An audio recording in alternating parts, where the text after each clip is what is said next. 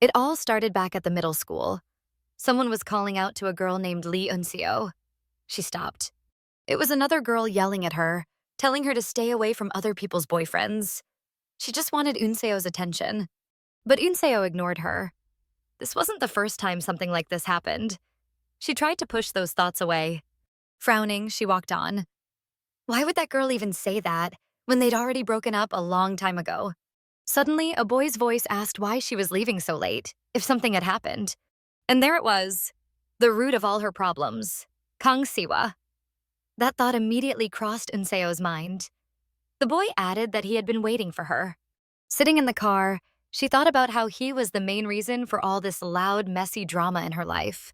Kang Siwa had inherited only the best from his father, a famous top actor, good looks, and a kind personality. It wasn't even about his good grades, just his very existence seemed to shine, just like his name. Being too close to this sun, Unseo thought, would only burn her up. The fact that everyone called him the sun, it was ridiculous. To her, this boy was simply the sun that scorched her peace of mind, the root of all her misfortune. In other words, he was her childhood friend. They'd known each other for 16 years. So close, it sometimes felt suffocating. The only things they didn't share were her sports and his piano lessons. Other than that, everything was always together. Wasn't that too much? No matter how close their moms were, did it really have to keep going like this? Through high school and now even into college? Suddenly, Unseo noticed that Siwa's face had changed.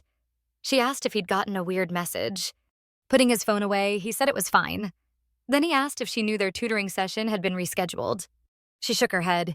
There hadn't been any messages in the group chat. She was actually glad. She'd get to rest instead. But Siwa pointed out that today was the girl's birthday, and instead of lessons, they should throw a party. He rolled down the car window, letting rays of sunlight spill into the tinted car, and kept talking. He said his mom had been making her favorite, strawberry cake, all morning, but Unseo wasn't really listening. She was caught up, staring at Siwa's face lit up by the sunlight streaming in. He was always shining, like the sun. Everyone who met him loved that light. Unseo wasn't an exception. Sitting at the table, she blew out her candles while her friend and his mom sang, "Happy birthday." Once the cake was cut, Siwa's mom handed her a small box, saying it was a gift for her. Inside was a delicate gold chain with a small ring-shaped charm set with a tiny stone. Unseo was stunned. It was the piece of jewelry she'd wanted for a long time. She asked how she had known. His mom explained that she'd worried whether the pendant might get in the way during sports. She was about to continue, but the maid called her away and she left the two of them alone. Once the room was quiet, Unseo reached her hand out toward Siwa, but he wouldn't look at her. Finally, he glanced at her hand and asked what she wanted. Did she want him to take her hand? She said no. She was waiting for his gift. He replied that it was already right in front of her. Unseo didn't understand. She hoped he was joking, because who comes to her birthday without a gift? He asked if she wanted something else besides the necklace. After all, you have to know what you want before someone can give it. He said she had until the end of the day to tell him what she wanted from him. Thinking for a moment, she admitted that she'd always thought their bond was special, just like him. Blushing, she continued and asked if they could start dating. She really believed he liked her back. She had never seen him so shocked. He literally choked on the tea he was about to drink. He spit it all out after hearing her words. Her eyes widened at his reaction. Flustered, Unseo tried to play it off as a joke, hiding her true feelings behind fear and shame. She quickly excused herself, saying she'd go grab some napkins. Her heart was pounding so loud it filled her head. Her mouth just moved on its own, desperate to escape the moment. In the bathroom, she stared into her big eyes, filling with tears. A wave of shame washed over her. That birthday became her worst memory. After that, they both pretended it had never happened. That day, she made a promise to herself. She would never confess her love first. That way, her relationships would never break like this one did. But even that plan failed. Now, Lee Unseo was 22, a junior in college, majoring in physical education major. She had long forgotten about him. He'd gone abroad to study so long ago, she didn't even know what his life looked like now. Time is cruel. They had been friends since childhood. For as long as she could remember, she had been in love with him. Meanwhile, the professor wrapped up his opening remarks and began roll call. It was time to start class. But Unseo was lost in her own thoughts. She couldn't even tell how many years it had taken just to let go of those feelings. The professor began calling roll, but Unseo was distracted by a message from her friend. Suddenly, the name Kang Siwa was called, and she froze. Goosebumps ran all over her body. Did she hear that right? Then a male voice spoke to her, asking if she was pretending not to recognize him on purpose. Looking up, Unseo saw a familiar face. It was Kang Siwa, her childhood friend. She couldn't believe her eyes. And in that moment, she started doubting whether she had really moved on from her feelings. Hesitantly, she whispered his name. Smiling, he simply confirmed that yes, it was him. That was when she realized all those so-called forgotten feelings were nothing but an illusion. Unseo tried to say something, but the words wouldn't come. Hearing their voices, the professor told them to quiet down. While he began his lecture, she buried her face in her notebook, scribbling without daring to look at him. She wrote a question. Did you come back to Korea for good? Then slid the notebook toward him. He glanced at the page, a little surprised, then picked up a pen and started writing back. His answer was vague. Unseo thought he was teasing her, but he kept writing. He asked if she had missed him. Just reading those words made her shiver, her breath catching in her throat. Slowly, she wrote back, no. The period at the end made it sting even more. They didn't exchange a single glance for the rest of the lecture. When it finally ended, Siwa spoke up. He asked if she was leaving now or if she had another class or practice. She said she was free. He smiled, saying in that case they could walk together and finally talk about everything. Stepping outside, Siwa tried to count the years they hadn't seen each other. 6 years. It had been that long. Unseo felt hurt that he couldn't even remember something so simple yet so important to her. Suddenly, he stopped. Leaning closer, he asked why she was being so cold from the very start. Was she really not happy to see her childhood friend again? His gaze pressed down on her, making her nervous. She couldn't say a word. Her eyes were on the verge of tears, but she forced herself to hold them back. She didn't want to remember all those hard days and lonely years she had spent missing him. She turned her back on him, trying to avoid his questions. His arrogance was irritating her. She started to walk away, but he stopped her, saying she was being way too harsh. He added that after so many years apart, she wasn't even happy to see him. She wouldn't even listen to him. Unseo replied that she already answered, but he insisted that what she said and what she really felt were different. Pausing, he asked straight out, did she like him? Or was it true that she never missed him at all? She grew angry that he would bring up that awful birthday memory. Again. She turned to leave once more. Unseo said she was going, but Siwa didn't budge. He told her he wasn't leaving. She froze. Then, slowly, carefully pronouncing every word, he said he had missed her terribly.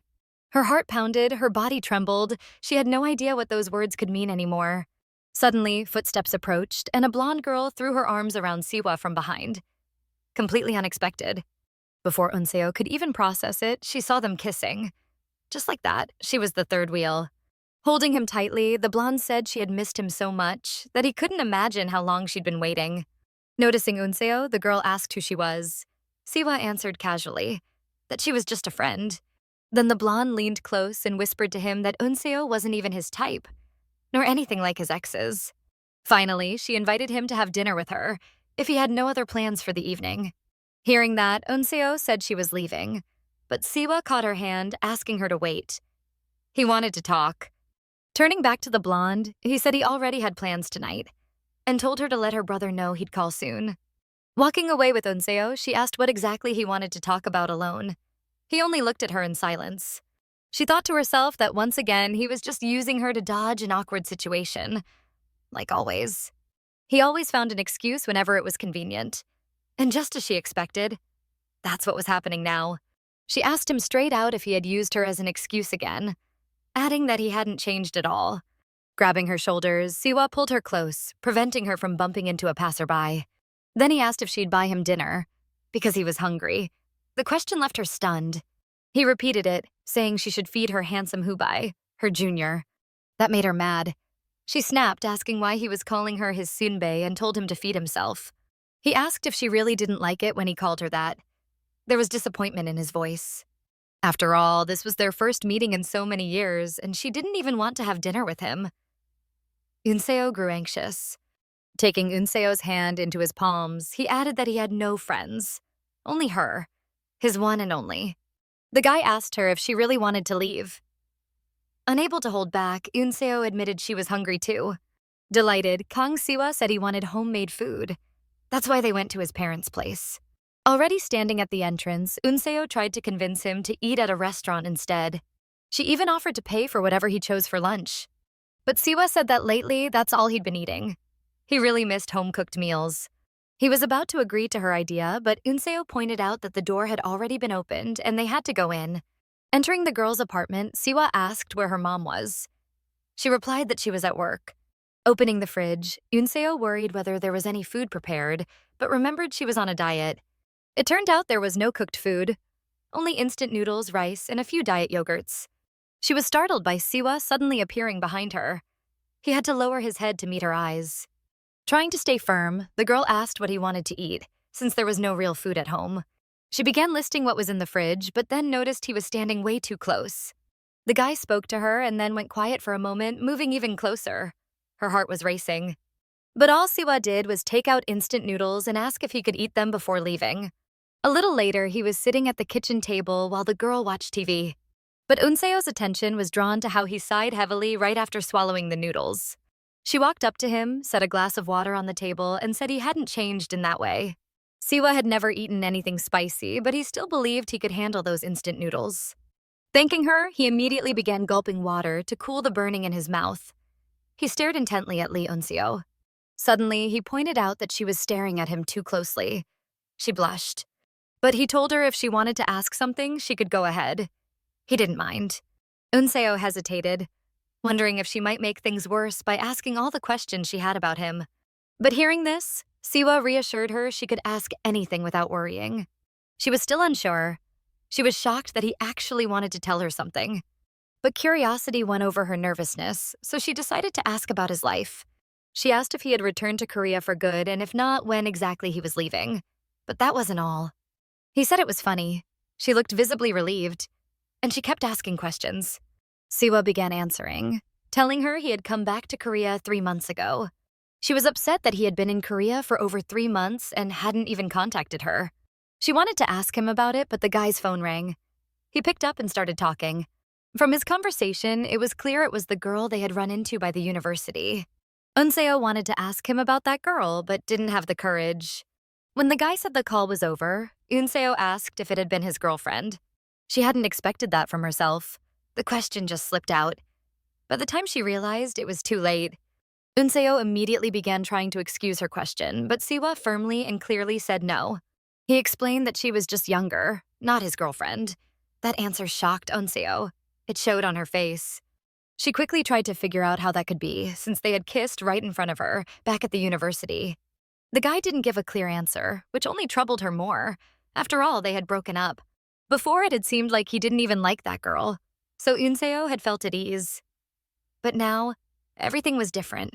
It became obvious he was playing a double game. If only his mom knew how he'd been acting lately. Actress Ji Ham had always done charity work aimed at helping the lower classes. Even now, Unseo lived thanks to many people, so she always wanted to share the love she had received. She told him that even when earning well, donating wasn't that easy. She added that whenever she saw Aunt Hwarin, she thought of that actress, because she also donated a lot. Suddenly, the girl noticed his expression change. It was like he was angry at her. Unseo tried to figure out what was wrong, but he grabbed his phone and said he had to go. Her head filled with questions. Had she done something wrong? She stopped him, grabbing his hand. Siwa turned around and she asked why he was angry, if she had said something wrong. She wanted to add more, but he interrupted, saying he wasn't angry at her. Things only got more confusing. Unseo tried to figure out who exactly he was angry at, but the guy had other plans. He just said he'd call her later and walked right out of the apartment. The next morning, Unseo felt exhausted. She hadn't slept all night, lost in thoughts about her childhood friend. Her phone buzzed and she instantly thought it was Siwa texting her. She jumped out of bed, but it turned out to be just some promotional message. That calmed her down, but also left her disappointed. She laid back down, going over the things he'd said yesterday, trying to make sense of it all. Meanwhile, an assistant entered the classroom, asking if Siwa was around since he wasn't answering his phone. The student said he wasn't there. The woman hoped he wasn't sick. Before leaving, she asked them to tell him to stop by the dean's office. Everyone started whispering. It was weird for someone to be called in over skipping just one class. One guy suggested maybe Siwa had some kind of special connection with the assistant, which sounded odd. The guys got into a dirty conversation about it until one girl told them to shut up. Later, during training, Unseo's thoughts went back to him. He still hadn't texted her since yesterday. Suddenly, someone next to her asked if she wanted to join a rantrain club, which startled her badly. She was so scared by the unexpected question that the girl apologized right away. The run had already started, but the girls kept chatting about some school meeting. Eventually, Unseo asked what exactly that rant club was. Herring has already signed up for 4 additional clubs. The Gills classmate explained that it was a random training club she had started herself. Herring explained it in more detail, begging Unseo to join their next meetup. Unseo asked who else was already in the club. The girl proudly said she was the very first member. Then, with sparkling eyes, Herring asked if her classmate would join too. But Unseo flatly replied she wouldn't and quickly ran ahead, leaving the girl behind. Throughout the entire training, Herring kept pestering her, asking again and again if she'd join. They were never very close anyway. Herring always beat Unseo in track and field. Under constant pressure, Unseo finally gave in and agreed to join the random training club. After practice, Herring said they needed to make a group chat. The girl didn't get why. She asked what for, since it was only the 2 of them, but her classmate was sure that would soon change. Going down the stairs, they ran into another girl, and Herring started pitching the club again. At that moment, Unseo got a new message. She thought it was finally from Siwa, but once again, it was just some stupid ad. Why did she keep hoping it would be from him? Suddenly, Herring's shout snapped her out of it. She had forgotten her net and rushed off. Soon class was over. On her way home, Unseo wondered what she should eat for dinner. She had planned to invite Herring along, but that didn't work out. So she decided. But suddenly, her attention was drawn to a noisy crowd gathering at the basketball court. At the center of it all was Kang Siwa. Unseo couldn't believe he was actually playing here, right by her campus. It felt like a dream. He never played sports. The whole thing looked like a scene straight out of a drama. Not surprising, though. He always ended up being the main character wherever he went. Unseo kept watching him. Suddenly, he turned, spotted her, and called out, which instantly made her feel uncomfortable. He wanted to ask her something, but she shouted at him not to step onto the court during the game. It slipped out by accident, putting her in an awkward spot. He looked a little surprised. But then he turned back and told her to wait for him so they could go grab dinner together. Unseo felt so embarrassed. She always ended up looking pathetic in front of him. Her face turned red. Moments later, Siwa was standing next to her, asking what kind of bold sports spirit that was. But she quickly cut him off by shoving his bag into his hands. He thanked her in return. Then she dared to ask what he was even doing there at the sports department. Looking straight into her eyes, he gently said he was waiting for her, since he didn't have her number. She wanted to say something back, but he immediately started asking about their dinner plans. She began to answer, but then heard someone calling out to them. Unseo turned around. Realizing the voice was calling for him, she decided to step away, already tired of the attention he got. But just as she turned, a strong male hand suddenly landed on her shoulder, pulling her back. It was her childhood friend. With one arm pulling her close, he asked what she wanted for dinner. At first, Unseo didn't understand what was happening, but then it hit her. He was using her as cover again. As they walked away from the girls who'd tried to talk with the guy, she overheard one of them whisper that she must be his girlfriend. Later, at a small diner, she asked him about his life during the 6 years he'd been gone. He said people had treated him kindly, then went quiet. An awkward silence hung between them. Siwa slid her a small plate of meat. The sight was strangely familiar. It made her remember that awful birthday, the one that left nothing but bad memories. He acted like his old self, but this version of Kang Siwa was completely different, almost unrecognizable. She couldn't put her finger on what was off, but something about him felt strange. Too strange for her childhood friend. It was the first time she'd ever seen him openly angry. Hard to describe, but she knew it wasn't the same him. Sure, people change in a few years, but this uncertainty was eating away at her more and more. The girl casually commented on the TV news about Ji Ham, even comparing the 2 of them. Then she asked about his mom, curious if she knew he was back in town. She added that their mothers had actually started talking a lot lately. That caught him off guard. He asked again, confused. Unseo was shocked he didn't know anything about his own mom. She explained they'd been in touch for a while. Then it hit her. Maybe he wasn't even speaking to his family at all. When he first left, his mother hadn't even known. She only found out about his studies abroad much later. The questions felt pointless, but she still worked up the courage to ask. Smiling, she gently asked if he'd stayed in touch with his family at all during those years abroad. At her words, pain flickered across his eyes, his face instantly shifting. She regretted asking right away. She rushed to ask if he was okay, if his mom was okay. He insisted everything was fine. He reached for his soju glass while she kept pressing for the truth. Suddenly, a loud crash, the sound of a glass hitting the floor. It wasn't the one with soju. Jumping up, Unseo panicked, asking if the guy was hurt, if he'd spilled anything. With his head down, Siwa muttered he was fine, that it was just a glass of plain water. The girled face filled with worry. She quickly called a waiter to replace it. Calmly, he told her to just swap it out and handed her the glass. When she stepped away, his head dropped again. Pain spread across his face. Unseo realized something terrible must have happened, but he had no intention of telling her. Why though? Why make that face like he wanted her to guess on her own? And whenever she asked, he dodged the question. His mood shifted so unpredictably. Still, she hoped their friendship hadn't changed, even after all his years away. But maybe that hope was only hers. When he ignored her text, she'd thought something was wrong. Yet the real question, why he suddenly showed up in front of her, remained only in her mind. When it was time to part, they said goodbye. That's when she realized. She still didn't even have his number. Just then, he turned back and held out his hand. She thought he just wanted a handshake. But Siwa told her to hand over her phone. She instantly pulled her hand back, her face turning bright red. As he typed his number into her phone, she scrambled for excuses for her flushed cheeks. Then she noticed his number was already saved in her contacts, but under the label, "Do not contact." That stung him, though he tried not to show it. Instead, he just changed it back to his name. He dialed his own number, then handed her phone back, telling her to answer it right now. Holding the phone to her ear, Unseo heard his voice. Somehow, it still surprised her. Standing across from her, he told her she could call him anytime she wanted. Back home, she opened their new chat, debating whether to text him. That's when she realized it was the exact same number as before. He'd never changed it. Then why had he ignored her all this time? She'd worried something had happened to him. But the truth that he'd simply been ignoring her made her even more frustrated.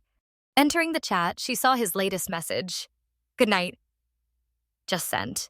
Meanwhile, Kang Siwa stood before a family portrait. His mom, his dad, and himself. Suddenly, footsteps behind him. A soft, feminine voice asked if it was really him who'd come home. It was his mom. She said that after he left, she and his dad worried about him a lot. Taking his arm, she asked why he never answered their calls, but there was only silence. She added that she understood it must have been hard for him too, but maybe it was time to stop acting this way. Hearing that, Siwa immediately pulled away from her. She begged him not to pretend like they were strangers. Turning to his mother, his voice cold and his eyes empty, he told her that he still wanted to kill her. The woman replied that he should have accepted it a long time ago. What would his behavior even change? He didn't say a word, just slammed the door and left, leaving her behind. She thought to herself that there was truly nothing good left in him. How could he be so much like his mother? Sitting alone, Siwa remembered those awful moments from the past, when they convinced him everything was his fault. The words "you're to blame for Hwarang's death" brought tears to his eyes. What did he do wrong? Meanwhile, Unseo watched as Harang raised a glass of soju, cheering up the whole group. They were sitting separately. She stared at her phone, but then overheard the girls chatting nearby. They were talking about the new guy who had just transferred to their department. They couldn't stop gushing over him. They wondered if he had a girlfriend, but Unseo wasn't interested. She just kept listening quietly. Suddenly, a girl sat down across from her and asked if she remembered the guy who came by before. She added that he was tall and handsome, standing by the basketball hoop. Unseo asked again, pretending not to get it. She tried to act clueless. There was no reason to draw attention to herself. But Harang suddenly appeared at her side and chimed in, saying she saw them talking near the field. A flood of questions came at Unseo all at once. It annoyed her, dragging her back to memories of school days. And then, out of nowhere, came the most unexpected question. Was she in love with him? Unseo quickly denied it, but accidentally slipped, admitting they were friends. She explained they'd known each other since childhood, so they were close, but not a couple. Someone cut her off, shoving their phone forward, asking her to give them his number. The girl froze. Looking down, she apologized and said he wouldn't be too happy if she gave it out. A little later, Unseo was standing outside, still staring at her phone. Scrolling through Siwa's messages from last night, she wondered, Why was she still waiting for him to text? She was about to leave when she heard voices around the corner. The tone wasn't friendly. Peeking past the wall, she saw two guys picking on another student. She didn't know who he was, but it was obvious the older students were harassing him. What should she do? Curiosity tugged at her. Who was this guy? Suddenly, their eyes met. Her heart skipped.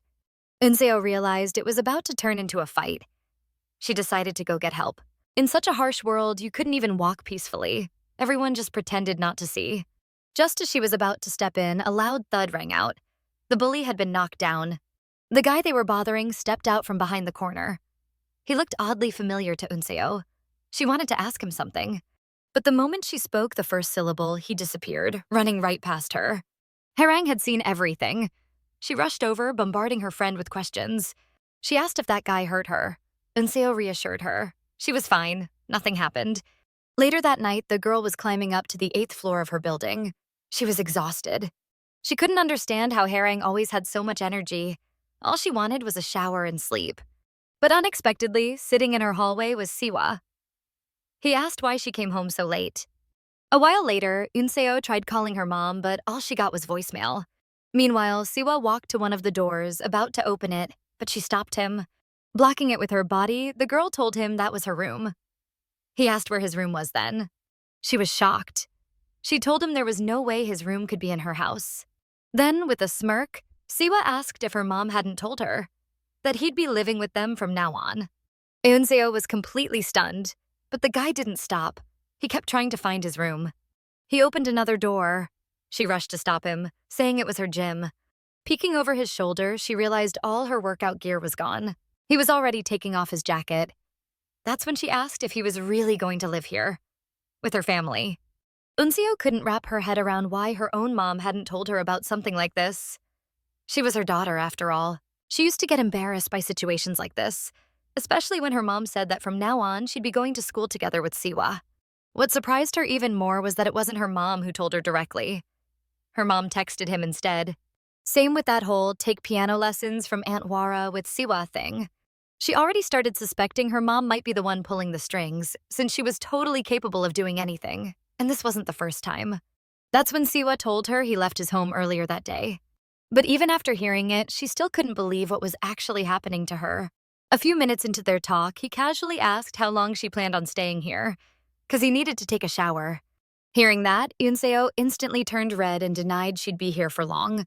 Then she quickly slammed the bathroom door shut, while he just smirked and laughed. She knew she'd walked right into his little trap again, but once he came out, she had to ask him seriously about all this. Pouring herself a glass of water to calm down, she kept wondering, what was her mom even thinking, letting him live with them? They were already adults now. A little later, Siwa came out of the shower in a black bathrobe, hair wet, water dripping down his body. Unseo never expected he'd already brought his own stuff over, even a robe for showering. Trying to stay calm, she looked away and told him to get dressed and come talk in her room. They needed to discuss things. Suddenly, he leaned down and asked what she wanted to talk about. His body was right in front of her eyes, and it made her nervous. She shoved him away, cheeks burning red, and told him again to go get dressed first. He was a bit surprised. She pushed him harder than he expected, and it even hurt a little. So he decided not to push it and actually went to change into normal clothes. Meanwhile, she was texting her mom, asking where she was. A few minutes later, he came back in simple white loungewear and asked what she wanted to talk about. She told him to sit down. Thinking about living together, she grabbed a notebook and pen. They needed rules. Otherwise, they'd just keep getting in each other's way. He actually looked relieved. Honestly, he thought she'd kick him out the moment he walked back in dressed.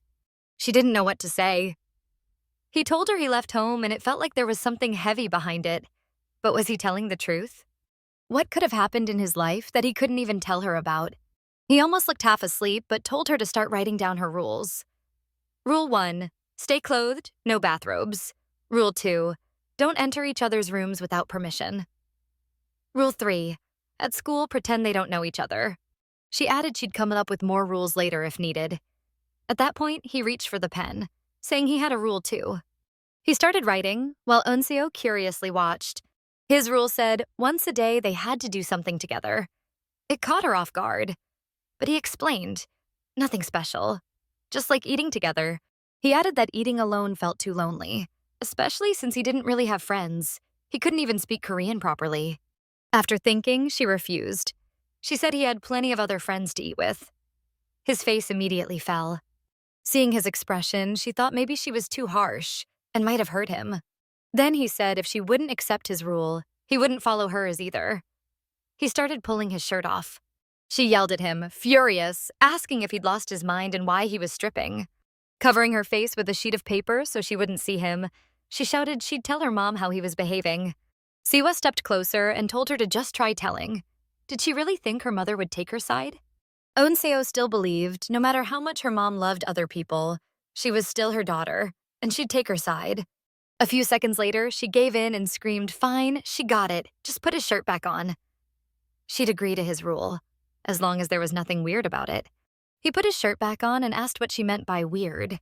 She kept blushing. She really was embarrassed by how built his body was. She said she just didn't want him to demand something inconvenient or difficult. He laughed and told her not to worry. Why would he make her life harder? Looked like they'd settled their rules for living together, and that was that. But suddenly, the girl's phone rang. It was her mom. Answering, she noticed Siwa was looking at her with a soft smile. She decided to step into another room to talk. The guy looked a little surprised, but didn't say anything. Nervously, she told her mom that Kong Siwa showed up and said he'd be living with them, because she'd allowed it. Her mom confirmed it. She said he was going through a hard time, and they had to help him. But Eun-seo couldn't understand. Why didn't her mom tell her first? They were adults. It wasn't easy to live together like this. She was angry at her mom, until suddenly her mom revealed Hwarin had died. Hearing that, Eun-seo froze in shock. Now, realizing what he had been through, she started seeing things differently. She thought it over and decided she couldn't leave Siwa alone. Not when he was like this. And now, even if it was a little late, she knew she had to take care of him. She'd always known her mom paid special attention to Aunt Hwarin and to Kang Siwa. But she never understood why. Thoughts like that often came to her, sometimes even hurt her. But right now, that wasn't what mattered. After the call, she walked back into the room, apologizing for taking so long. She asked what he was doing. He calmly answered he was watching a movie he hadn't finished last time. Curious, she asked what kind of movie it was, and if he even liked it. Then she added she wanted to watch it with him too. They sat there in silence watching, but her mind kept circling back to one thing. Hwarin was gone. She also remembered the moment when he warned her not to tell her mom, as if her aunt would ever take her side. Halfway through the film, he suddenly asked her, if you could go back to any time period, like in this movie, where would you want to end up? The question caught her off guard. He explained the movie's hero got to live in the past he always dreamed of. He was simply curious. What moment would she want to relive? With some nervousness, she admitted she didn't really have such a moment. Deep inside, she knew now wasn't the time for confessions. Instead, she asked him, did he have a memory he'd want to go back to? After a pause, he said no, because what would even change if he did? Besides, he added, the present always feels unsatisfying, that's just life. She noticed how calm he sounded, but inside she could feel it wasn't the whole truth. Suddenly craving ice cream, she told him she'd go grab some, and bring one back for him too. But stepping outside, her chest felt tight, heavy. To her surprise, the guy came along to the store. He grabbed way too much ice cream, but explained. She usually ate 2 or 3 in one sitting. Then he teased her, saying it wasn't just with ice cream. Hot dogs too. She got annoyed, insisting she wasn't like that anymore. After their little food talk, he asked if she was really okay walking barefoot in flip-flops. It was chilly outside. But she couldn't shake the thought of Hwarin's death. She knew she couldn't leave Siwa alone like this. Since he hadn't told her himself, she had to act as if she didn't know, at least until he was ready. She didn't want to ask first, but she also didn't know what else to do. Suddenly, she just stopped walking. He noticed immediately. Why did she freeze like that? It was too much. She felt herself breaking, ready to cry. She whispered an apology for her state. He suggested they sit down for a while. He had something he needed to tell her. They sat on a bench, ice cream in hand, ready to talk. When he finally said he had something to share, she thought he meant Aunt Hwarin. She panicked inside. What could she say to comfort him? What could she do? But instead, he suddenly said, "You're staring at me." He explained she often looked at him like that. He usually pretended not to notice, but tonight her gaze was so intense he couldn't ignore it anymore. Right after that, he asked, "Have you heard about my mom?" She answered sadly that she had, apologizing for never saying anything. Still eating his ice cream, he told her there was nothing for her to apologize for. It was fine. She knew she shouldn't push, shouldn't ask if he was okay. But her heart sank. No matter what words she tried to find, none of them could comfort him. There was simply nothing she could say. He leaned in a little, ready to share something of his own. She felt awkward, uneasy. Then he told her his dad had another woman. Shocked, she asked him to repeat that. He said he had found out long ago. Once he'd even gotten a message from an unknown number. Just a single photo. In it, there was a man and a woman. He didn't know if it was his parents together or two strangers. He was shaken back then. She asked if that was why he suddenly changed and if it was because of that strange message. But he had just brushed it off, saying nothing was wrong. Ever since that day, though, the photo haunted him. Should he tell his mom? Or keep silent? In the end, he never told her. He used to believe he had the perfect family. And he was terrified that his words could destroy it all. But that wasn't the only problem. She wondered where this was going. He continued. At the time, he thought silence would fix everything, that things would go back to normal. But they didn't. Instead, he felt guilty. Guilty that it was his fault. That his mom had died. Because of him. After she passed, he spent a long time alone. He had nowhere to go. No energy to move. And honestly, no choice either. A piece of ice cream slipped to the ground. The guide lost his appetite mid-story. Later, he returned to Korea, even though he never really wanted to. His dad sent him a letter, asking them to become a family again. Not like before, but sincerely hoping they could live together, smiling once more. That made him cry. And so, due to circumstances in his life, he returned to Korea. The woman his dad had been involved with was still around. And of course, that made him feel uncomfortable. He thought he wouldn't remember her face, yet the moment he saw her, he recognized her instantly. It surprised him. Later, this woman started behaving as if she were replacing his real mother. In the house where they'd lived with his mom and dad, she acted as though she understood everything. Like his mother, but he couldn't stand that she had simply taken his mother's place. That was the reason he decided to leave home. He couldn't even breathe in the same space with her. The girl noticed a difference in how Siwa looked compared to the person she had always known. He used to shine brightly, just like his beautiful name. He always smiled and looked confident. In any crowd, he stood out. People always praised and congratulated him. Others constantly talked about him and envied him, as if he had no weaknesses or problems. Some said he was special, always spoiled.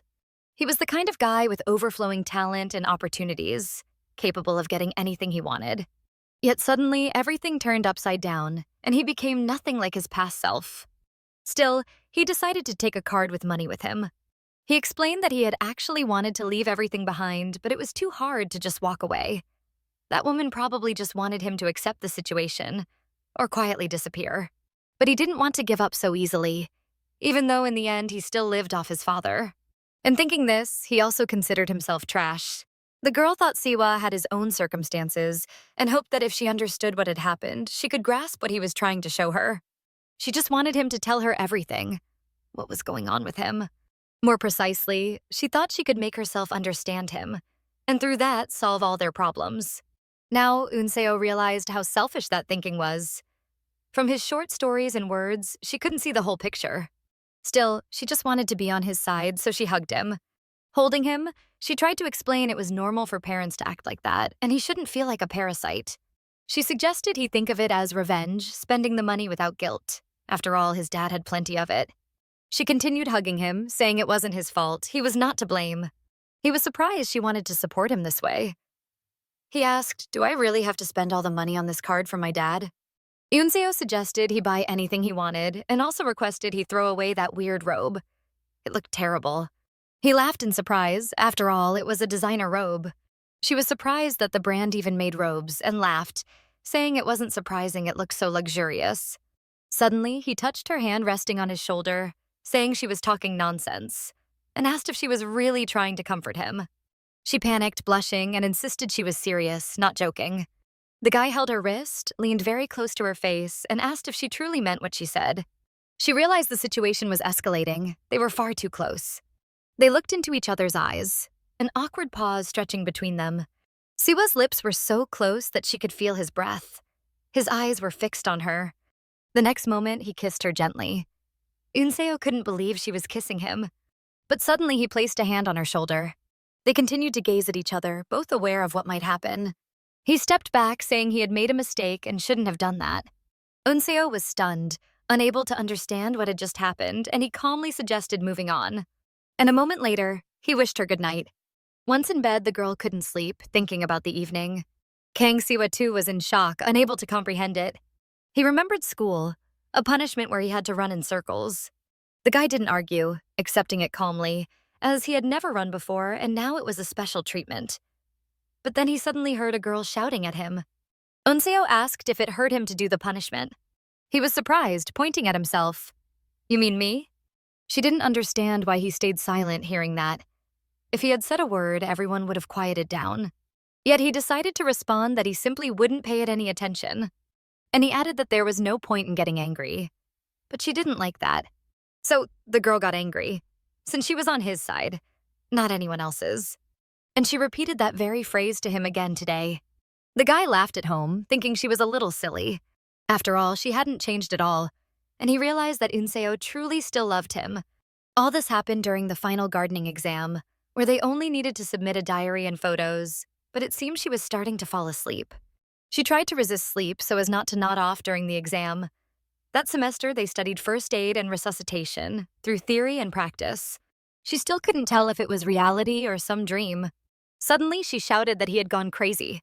Looking around, she realized her shout had startled the people nearby, as she was in a flower shop among others. She got flustered, unable to choose flowers because they were all so beautiful. She didn't know what to pick, maybe something easy to grow. She noticed a begonia, which was cheap. She was told it was unpretentious and affordable and would bloom in just a week. Unseo was delighted and immediately chose the flower, deciding to buy it. But the sellers added an interesting fact. In the language of flowers, this plant symbolized unrequited love, so schoolgirls often bought it. They suggested placing it on the counter, and when her friend also picked a flower, they could pay together. But she got annoyed, saying she'd still think about other options. Walking around the shop, the girl noticed another flower. When she asked about it, she was told it was hard to care for and unsuitable for the assignment. She didn't know whether to choose the easy-to-care-for flower, symbolizing unrequited love, or the one that was very demanding. She decided to first pick a pot for the flower, then choose the plant, to make the choice easier.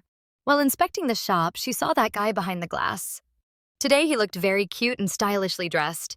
Realizing it was Kang Siwa, she got scared and decided to hide so he wouldn't see her. He, along with other guys, entered the same shop, and their group noticed the sunflowers. She was frightened that he was there too, but didn't understand why he was there. She overheard their conversation about which flowers he liked. He said his mom grew many, so he knew a bit about them. Unseo didn't understand him, as he really seemed indifferent. She started to get angry at him right in the flower shop, with people around.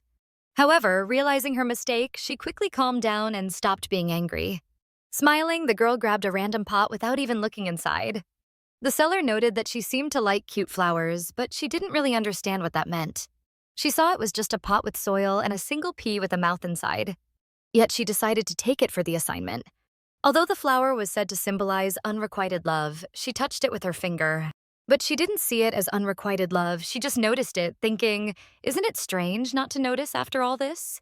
She remembered the seller saying to water it when the outer leaves start to shrivel. If she followed the instructions, it wouldn't be difficult. Looking at the plant again, Unseo was a little surprised. Did it always look like this? She remembered to immediately add a photo to the gardener's diary and photographed the pot. Suddenly, she noticed a message sent to her, showing a photo of a group of people gathered around a table. She was invited, as it was a first-year student meeting, and they sat together. She was surprised, but she decided not to go and replied that she would come next time. The girl headed somewhere. She needed to exit at Kanbyeon Station. She seemed to fall asleep in the subway, but woke up when she heard the doors were about to close. She ran to the exit, realizing she might have left her phone on the table. A guy in glasses picked it up, but then heard her calling him to return her phone. The doors were closing, and there was no time to argue. She managed to grab her phone and was happy. The guy was surprised. It was funny, and the moment was worth filming. He heard that someone had filmed it, and it was cool and amusing. But looking at the seat, he noticed the same phone. Seeing the wallpaper, he realized it wasn't his phone at all. A few seconds later, he realized that the girl had forgotten her phone and he, not paying attention, had accidentally given her his own. The girl hadn't realized it yet, and she was in a good mood, even though she had almost missed her subway stop and nearly forgotten her phone, unaware of anything. Unseo went to the gym, since physical exercise was always the best cure for a headache, and extra thoughts quickly disappeared. After the gym, she decided to take a shower and do some stretching. While taking a bath, she realized that it would be better to use a large bathtub since it was more spacious. Here it wasn't very convenient. She wondered how Siwa fit in this tub, given his taller height, but decided not to think too much about him. In the hot bath, after good physical activity, she started feeling sleepy. Suddenly, her thoughts began to wander into fantasies or dreams where Siwa unexpectedly entered her bathroom while she was bathing. Realizing her thoughts, she immediately opened her eyes and blushed. Unseo got angry at herself for thinking about him again. Had she gone crazy? And all this was because of the previous situation when they almost kissed. But she tried not to dwell on it, to avoid overthinking. She decided she should distract herself and do stretching, as only exercise saved her from extra thoughts. As she was about to leave the bathroom, she heard strange noises. It seemed that Kan Siwa had already returned home, and she panicked. The girl blushed deeply, suddenly realizing she had forgotten to bring her clothes into the bathroom. She didn't know what to do and panicked, searching for her phone. She was glad she had taken it with her, but when she tried to turn it on, it was off. Unseo started thinking about what to do.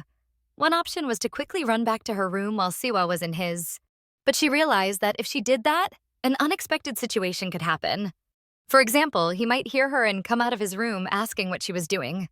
She got angry and decided not to do that. She also didn't want to just wait in the bathroom in case he wanted to go to the toilet. Unseo started panicking again, unable to figure out what to do. She decided to slightly open the door first, to assess the situation. She looked around and decided to call his name to see if he was there. Then the girl remembered that he might decide to play a joke and hide. After all, as a child he often did that and scared her. But at the same time, she understood they were adults now, and such jokes would be crazy. She mustered courage and shouted loudly, asking why he wasn't answering when he was at home. But after that, she heard no response. She repeated that she knew he was home and told him to stop pretending. A few seconds later, she decided to check all the rooms and realized he really wasn't home. Unseo got angry, realizing she had panicked for nothing, thinking he might be home. She calmly left the room, got dressed, and went to eat. While eating, the girl saw a notification on her phone. Siwa had asked her to eat without him today. She felt embarrassed as she had already eaten, and it seemed he only invited her to eat together when it suited him. Suddenly, she wondered if he even knew the entry code for the door. So she decided to send it to him just in case. The girl started to worry a little, wondering if something had happened to him. But after a few minutes, she put her phone aside and lay down in bed. The next day, the guy who had mixed up his phone met his friend, who asked if the person had returned his phone yet, since it wasn't normal to react so calmly. She suggested he go to the police and in the meantime just buy a new phone. But the guy said the phone was simply turned off, not that anyone was ignoring him. During their conversation, Siwa approached and asked why Yuna was scolding the guy again. The girl immediately explained that Yuan's phone had been stolen, so he should find the person and go to the police. He supported the idea, thinking it was best to buy a new phone since no one contacted him, and instead they were texting Yuna. She asked if he still had classes since hers had finished in the morning, though it had been boring. Siwa asked what classes she had. Yuna replied that it was college English, and since he had no classes after lunch, she suggested he go for a walk. She wanted to visit a new cafe with him, and the guy asked where it was. At that moment, Unseo was passing by with her friend, and she noticed him and paid attention. Looking over, she saw some girl holding his hand. She said he was alive and well, and everything was fine with him. And she added that there was no need to worry for nothing, since nothing had happened to him. Haerang thought that he would at least greet her, but the girl replied that he had been there with a friend. Suddenly, she asked if they had quarreled. The girl clenched a can of Coke in anger. It seemed that this question stirred some emotions in her, and nervously replied that there had been no quarrel at all. Unseo checked her phone and saw a chat where classmates were asking who would drink today and told her about it. Another girl added that she should write that she would come too. In the chat, classmates began to worry about Haerang since she stopped replying to messages and asked her to check her phone. After some time, Siwa was already at that cafe, which had a very fun atmosphere. He watched the people and listened to their conversations. One of the guys was not allowed into the hall to work since the visitors would be scared to place an order. Their eyes met. To Siwa, this guy in black clothing seemed somewhat cold-blooded. Moments later, his friend arrived at the cafe, where they were supposed to meet. At the same time, Unseo was relaxing with her classmates, complaining about how someone was irritating her. Today, she was the center of attention. She decided to be the one who drinks for everyone. She was advised not to drink too much, as it wasn't the best idea. She downed a whole mug in one go, thinking it was beer in the glass, but it turned out to be something stronger. Her friend Haerang felt a little embarrassed for her and regretted not stopping her. But Unseo felt simply wonderful and thought she was perfectly fine. After some time, they started to disperse, and Haerang said goodbye to some of the guys. Now came the most difficult task. She was left with her friend. She didn't know what to do with her since she was quite drunk. Haerang thought about taking the girl to her home, but she immediately dismissed that thought, thinking it was inappropriate. She tried to wake her up so she could at least tell her where she lived, since she had mentioned it before but now forgot. At that moment, Siwa approached from behind, noticed them, and asked what they were doing outside. Haerang was scared that it was him who approached them. The guy approached Unseo and asked if she was okay. He asked if she could at least walk home on her own. When she looked up and saw him, she slightly insulted him by calling him a goat. It seemed even Haerang didn't expect to hear that, and Siwa even more so. Her friend explained that Unseo had overdone it with alcohol, since she generally didn't handle it well. He reacted calmly, smiling, and said he understood everything. The guy tried to bring her back to her senses and suggested she come with him. Haerang found this suspicious and said it was fine, that she would take her home herself. He asked if she knew where the girl lived. The friend replied that she did, since she had been there before, but then remembered she forgot. The guy said that in that case, he would take her home himself. She was very surprised, not understanding why he wanted to take her. Siwa lifted the girl onto his back and told Haerang that she should have known they lived together. At this news, she was in complete shock but couldn't do anything. After a while, Unseo regained consciousness and didn't understand what was happening, since she didn't feel the effort at all, but the ground under her feet was moving. She thought it was just another dream. The guy noticed she had woken up and asked if she really had. Realizing the situation, she was confused and blushed, since he was carrying her on his back home. But after a few seconds, she accepted it as it was actually comfortable to be near him. Unseo asked what he had been doing yesterday, since he hadn't come home. But the guy didn't give a concrete answer, and the girl began to get angry. She was worried about him, yet he couldn't even answer her question. They were almost home, but the girl began asking him to let her go. She couldn't understand how he knew where she was. Unseo began to get angry and blush, thinking she herself had called him and hoped she hadn't done anything wrong. She was upset that she always looked ridiculous in front of him. Suddenly, at some point, the girl began to lose her balance. She started shouting that she might fall right onto the asphalt. But closing her eyes and waiting a few seconds, she didn't understand what was happening. But the guy managed to catch her and repeated that she should be more careful. He noticed that she was walking in zigzags, so he made sure she didn't fall. At that moment, she wanted to ask him why he had kissed her then, but couldn't muster the courage. He gently held her by the waist, and she blushed, thinking about how to ask her question. In that moment, she realized he was still holding his hand on her waist and hadn't let go. Unseo didn't know how to behave in this situation. Siwa noticed something was wrong.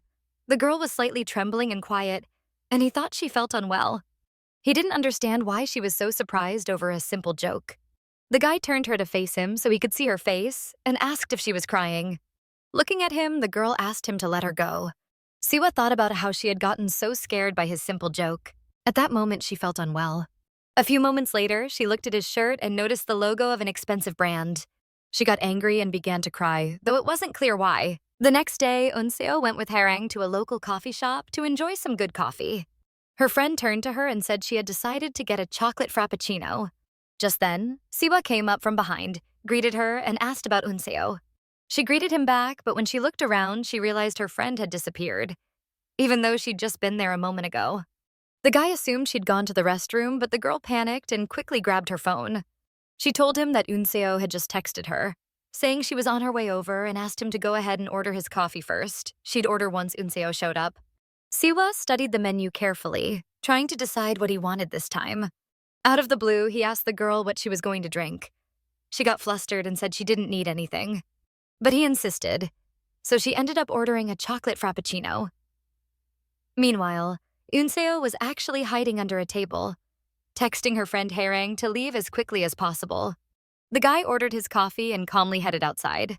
But before leaving, he noticed that Unseo had tried to hide from him. He didn't let on that he'd seen her, though. To her friend, the guy seemed really nice and sweet, especially since he treated her to coffee. She told Unseo all about it while they sat at the table together, talking about him. But she thought it was strange that the girl didn't drink any coffee with her and just sat there looking nervous. She remembered that when he ordered coffee, he'd gotten 3 drinks but only took 1. She asked why he hadn't grabbed the other one. He told her to give it to Unseo. At that exact moment, the girl was still hiding under the table and heard everything. She realized that he really had noticed her, which was why he'd gotten that extra coffee. The thought of how silly it must have looked from the outside made her feel embarrassed. Suddenly, her friend remembered that yesterday, Siwa had mentioned they lived together. So she asked if anything had happened the night before. Right then, her friend felt like she was watching a movie, waiting for some juicy twist and details about last night. But when she asked, Unseo grabbed her head in frustration and admitted that she'd thrown up. The worst part? Right on his clothes. Harang was shocked, staring with her eyes wide open. She tried to comfort her, saying it wasn't a big deal and clothes can be washed. But then she remembered his stuff was brand new and really expensive. Now she just hoped he wasn't angry, since it had been an accident. Still, it was strange to her that he acted like everything was fine. She'd never seen that before. It drove her crazy because she couldn't understand why he wasn't upset about it. Thinking it over, she glanced at her coffee and even wondered if he'd poisoned it. Or maybe he'd bought it just to make her feel guilty. At the same time, she wasn't sure if she was overthinking it, and she didn't know how to act around him anymore. Harang wanted to fix the situation, so she told her to just apologize instead of avoiding the problem. But the thought of bringing it up stressed her out. What if he asked her to pay for the damage? Still, her friend was sure everything would be fine, because he hadn't even gotten mad in the first place. Then her friend suddenly realized it wasn't her phone. Unseo was shocked. Their phones had gotten mixed up, which meant she never even saw that message. Since they went to the same university, they agreed to meet and swap their phones back. Meanwhile, class had started. The professor told everyone to form groups of 2 to 4, and anyone left over had to submit a request by the day after tomorrow to be assigned randomly. Unseo sat with Harang, looking pretty bored and unsure who she wanted to team up with. They could hear classmates all around them forming groups, picking partners for the assignment. Unseo asked if there was anyone her friend wanted to group up with. If not, they could just team up together. But Harang's face showed a flicker of nervousness. That's when Siwa walked up to their desk, placed his hand on the edge of it, and told her she'd be in a group with him. It sounded more like a statement than a suggestion. Unseo froze and even felt a little scared. He had appeared so suddenly, and she hadn't noticed him at all even though she'd just looked around. Hearing his proposal to be in the same group, she started stuttering, unsure how to answer.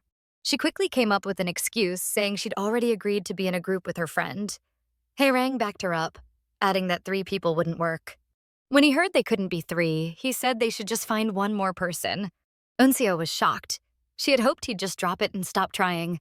But he scanned the room and spotted someone who looked like a good fit for their group. It was Yu-an, a guy with light hair and glasses. The girls were surprised. They hadn't seen him before and had no idea who he was. Yu-an explained that after re-registration, some students had dropped out, which opened up a spot for him in the course. The guys started chatting about that, and then Siwa suggested they do the group project together. But Yu-an said he had another class coming up, so he had to run, and they said goodbye. Siwa looked pretty satisfied. He'd found someone for their group of 4, and asked if everything was good now. Unseo decided to apologize for the fact that, because of her, they had to add 2 more people to their group. But when she glanced over, she noticed her friend staring at the guy with light hair, with that dreamy, in-love look. The second she saw him, her whole face lit up with excitement. She started firing off questions: who he was, how old he was, and whether he had a girlfriend. Standing next to her was Siwa. Unseo watched as he replied that Yu-an probably didn't have a girlfriend right now. But then, thinking back, he said that maybe he did have one. As soon as Harang heard that, she instantly looked disappointed. A second later, though, he added that they might have broken up. That made her happy again, but then he kept tossing out different answers, sending her mood swinging up and down. Unseo realized what he was doing and asked him to stop teasing her friend. He didn't push it further. Instead, with a smile, he suggested they all head home together. She was surprised. It really did seem like he didn't care at all about what had happened between them the other night. But Unseo decided to play hard to get and told him she had plans. He raised an eyebrow and asked what kind of plans she could possibly have right now. After a few seconds of thinking, she came up with an excuse: that she had club activities. She walked over to her friend and asked her to back her up, saying they had practiced together that evening. Siwa just stood to the side, watching her scramble for excuses, knowing full well that she hadn't wanted to go this morning but suddenly changed her mind. After thinking it over, he suddenly said he wanted to join too. Hearing that, Unseo was completely shocked. She couldn't believe he was being serious. He hated sports. Did he really mean it? But then the guy said he liked playing basketball, and she should have seen that by now. Unseo turned to Haerang to ask what she thought. Clearly, she wasn't on board. That's when Siwa pulled out his trump card. Smiling, he asked whether Yu-an might also be joining that club. The girl told him to quit flirting like that, but the moment Haerang heard Yuan's name, she practically ran over to him. She immediately agreed that he should join them, just in case the guy she liked was there too. Unseo then said they should head home since Haerang had boxing practice later that day. Still, her biggest worry was how she'd ever pay him back for the expensive branded clothes she'd ruined. Siwa stepped closer and told her he needed to buy some new clothes. Hearing that, she just prayed he wouldn't make her buy them for him. She couldn't afford it. Nervously, she asked what kind of clothes he needed.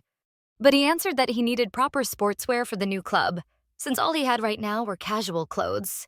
Then he added that the clothes she'd thrown up on needed replacing too, because they'd been his favorite. Hearing that again, Unseo felt awful and started apologizing over and over, asking whether the clothes were really ruined that badly. Deep down, he knew it was just clothing and not worth stressing over. But out loud, Siwa said that stuff like that usually gets ruined fast, and once the smell sets in, there's no way to save it. The guilt weighed down on her even harder, until suddenly someone shouted her name. A girl walked up and greeted them. Unseo watched them start talking, not understanding what was going on. Siwa thanked the girl for her help last time and smiled warmly. She was surprised and asked if he really remembered her. He said of course he did. Out of nowhere, the girl turned to Unseo and asked if she wanted to go on a blind date. She froze. The girl went on explaining that her friend wanted to meet her, but Unseo quickly said she wasn't interested. The girl looked shocked that she'd turned it down. It was just a chance to meet someone. She even joked that Unseo must really be a loner. That made Unseo a little angry. She denied being a loner. The girl tilted her head, then guessed maybe Unseo already had her eye on someone. Unseo hadn't expected a question like that, especially with Siwa standing right there. She replied that she just didn't feel like going anywhere. Right then, Siwa cut in, asking whether she did have someone in mind.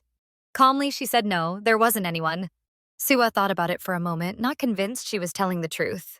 Then Unseo asked what department the guy who wanted to meet her was from. The girl said economics. She kept pressing, asking whether Unseo had a boyfriend. After a few seconds, the girl finally said she'd agreed to the blind date. Both of them turned to her in surprise. They hadn't expected her to say yes. She repeated it, yes, she'd go. After all, what was the harm? Not long after, she was sitting at a cafe for the date, wearing a white dress, looking like she didn't feel all that comfortable. At the table sat two guys chatting with her. The one on the right was the one who wanted to get to know her. He suggested they drop the formalities. It would be easier to become friends that way. Even though this wasn't her first date, it was the first time she'd ever experienced something like this. She already didn't like their manners. During the conversation, the guy asked if she knew anyone from the economics department. She answered no, since she barely knew people outside her own department. In her head, though, she knew it was better not to bring up Siwa. He was surprised and offered to introduce her to people there, saying connections were everything. She refused. So he decided he'd just introduce her later, on their second date. But her attention was caught by something else. Right then, Siwa walked into the place, surrounded by girls all talking and laughing with him. The moment she saw him, she panicked and hoped he wouldn't notice her. But Siwa came up from behind, slipped an arm around her, and asked what she was doing there. She blushed, completely unprepared for him to show up, let alone come over to her. Siwa turned to the guys and asked if they really knew Unseo. They greeted him back. Then he tapped her shoulder with his finger and told her there were 2 empty seats over there, so she should come join him. Unseo looked up and saw him waving at her, saying they'd see each other later. She was confused. Why would they be seeing each other again? She watched as he casually sat down with the girls he'd come in with. The guy was thinking about how she'd claimed she had a blind date, and yet here she was with these random guys. The guys were listening to her talk. Unseo told them about the time he got caught dating 2 girls at once and how they ganged up on him in the hallway, making a whole scene. She added that there had been plenty of rumors before that too, like him hitting on freshmen. The guy realized this girl really had no clue how to judge guys. Siwa caught her staring at him and decided to wink and flash a smile. That only made her more tense and annoyed. How did he even know where she was? And why was he here? The guys started grumbling. They knew tomorrow there'd be new rumors. The one on the left figured she was really into Kang Siwa, and the one on the right added that every girl had her eyes on him. Unseo sat there listening as they trashed him, saying he must have had plastic surgery because his looks weren't natural. Hearing that, she decided to splash her drink right in the guy's face and snapped at him to take a look in the mirror first. He clearly hadn't expected that. Things escalated into a heated argument. Unseo looked like she was ready to fight. The other guy pulled out his phone, saying he'd record everything, but suddenly Siwa appeared and knocked the phone right out of his hand. Unseo froze in her fighting stance, not sure what was even happening anymore. The guy got angry, yelling that Kang Siwa had no business interfering. He threatened to file a report since he'd been recording, then suddenly realized his phone was gone. His phone had hit the ground near Siwa's feet. He reached for it, but the guy just pressed his foot down on the guy's hand. After dealing with those two, Siwa walked over to Unseo, put a hand on her shoulder and asked if she was heading home already, then offered to walk with her. It looked like the guy's phone, the one he'd tried to film with, was broken. Smiling, Siwa started leading her out of the place. In the end, they did go home together. On the way, he mentioned he'd just remembered his uncle, though she didn't get who exactly he meant. She asked if he was talking about her dad. Smiling, he said yes. Siwa asked if her dad was still working as a detective. Unseo admitted she wished he'd quit. It was dangerous, he was always busy, and her mom worried a lot. She added that just last year, he'd even been stabbed once. But Siwa thought it was actually pretty cool, not sad. Out of nowhere, he called her name. The girl blushed immediately and asked what was wrong. He started recalling stories of her fights and even mimicked her moves, but she denied it and got mad at him. Dropping the jokes, he told her to be more careful. She could end up running into someone really dangerous. In her head, Unseo thought she'd never met a bigger lunatic than him. When he asked what was wrong, she just said everything was fine. Hearing that, Siwa admitted he just worried about her a little. That line made her pause. Why would he even be worried? Since they were already walking home together, she asked how he'd even known where she was. She hadn't told him where her date would be. He laughed and said it was pure coincidence. This cafe was one of the most popular spots near their department. She blushed harder, quickening her pace, embarrassed because he probably guessed what she was thinking. Suddenly, he reached out toward her hair. She noticed, but couldn't figure out what he was doing or why his hand was reaching for her. She closed her eyes, not knowing what to expect from him. However, when she opened her eyes, she was very surprised. He had taken a fallen cherry blossom petal out of her hair. Holding the petal in his hand, Siwa said that soon all the blossoms would fall, and yet he still hadn't had enough of the tree's beauty, since someone kept running away from him. She blushed and asked who was running away, but then realized that she really had been avoiding him. The guy pretended not to know who had been running away from him all this time, tossing the petal lightly in his hand. She didn't understand what he was doing and asked him about it. Siwa caught the petal in his hand and clenched his fist. When he opened it, there was a very beautiful, though small, flower in his palm. After that, he told her the saying that if you catch a falling cherry blossom petal, love will come true. But to the girl, it sounded like a line from some drama. Siwa happily suggested that if you catch a lot of petals, then maybe there would be a lot of love, or maybe more dates. He scooped a whole bunch of petals into his hand and stretched it out toward her to show her. Suddenly, he tossed all those petals in her direction, and she hadn't expected it at all. It seemed strange to her that he had done it so suddenly. But Unseo wasn't able to catch even a single petal, and they all fell onto her hair and shoulders. The guy laughed since all of Unseo's hair was now covered in petals. She began to get angry at him because he was laughing at her. Then, looking at her face, he reached toward her head, saying there was still one petal stuck there. He calmly pulled that petal from her hair but didn't do anything more. To the girl, it all felt very strange, since every one of his actions made her hope for something. Unseo grabbed his hand to stop him. She asked why he was treating her this way. Didn't he really see her as just a friend and nothing more? She added that she didn't think she was strange, since he also thought about her. And now she was worried that maybe she had misunderstood everything again, just like before. In a sad tone, she asked why he had ruined her date. Unseo recalled every recent moment when he had chosen not to leave her in different situations. But the guy thought that worrying about her was just natural, since they were very close. And for obvious things, no special reasons were needed. He believed he wasn't doing anything strange, since she cared about him too. He added that he hadn't ruined her blind date, since he hadn't actually done anything. And he asked if that date with the strange guy was really so important to her. Did she really need a boyfriend that much? But she understood his words differently, which made her very upset, even to the point of tearing up a little. Seeing that she was upset and starting to cry, Siwa hugged her and began apologizing, saying he had spoken wrongly. With tears in her eyes, Unseo wanted to confess her feelings to him, but she didn't manage to finish the phrase. To her, everything he said meant only that he wanted to stay just friends with her. And suddenly, Siwa added that he would introduce her to someone better. She really hadn't expected that. Why had he even concluded that she needed to find another guy? But Siwa calmly explained that since she wanted to date someone, he would find her someone better than that guy from the cafe date. And he added that she had no instinct for good guys who suited her, and that guy clearly didn't. Right after this, when he began to walk away, she ran up from behind and reached out her hands, and Siwa didn't understand what she was doing. Unseo began shoving him in anger, since he had really upset her by not understanding anything. She started to walk away, saying that if he ever suffered, she wouldn't just let it be. Unseo began running away while Siwa tried to stop her and talk. But now in her own mind, she set a boundary, that she must not fall in love with him again. And as she ran away from him, a guy in black clothes holding a phone was walking toward her. She ran right past him, which made him turn to see who that girl was. He even dropped his call when someone had been ringing him. And he just stood there, watching this girl who was a stranger to him. But she ran so quickly that he didn't even notice when she vanished from his sight. He then got a call from Haerang. She asked why he had hung up on her, and the guy replied that he had done it by accident. After Unseo went home alone, the guy decided after a while to stop by her place and knock. He knocked and asked if she was asleep. The girl was already lying in bed. When he realized she wasn't going to open the door, he began calling her phone, but she didn't pick up, because now he just irritated her too much. The next morning, she went to the cafe. It was clear she hadn't slept well after everything. Haerang noticed and asked what had happened to her. But Unseo looked at her and saw she was in the same state, so she asked her to share what was going on too. With a troubled expression, Haerang began telling her what had happened. She told her friend about the meeting when she had to exchange phones. She had gotten extremely flustered and kept apologizing. For the guy, though, it was uncomfortable to watch, since nothing serious had happened. Yuan calmly told Haerang there was no need to apologize so much, that everything was fine, and the most important thing was that the phone had been found.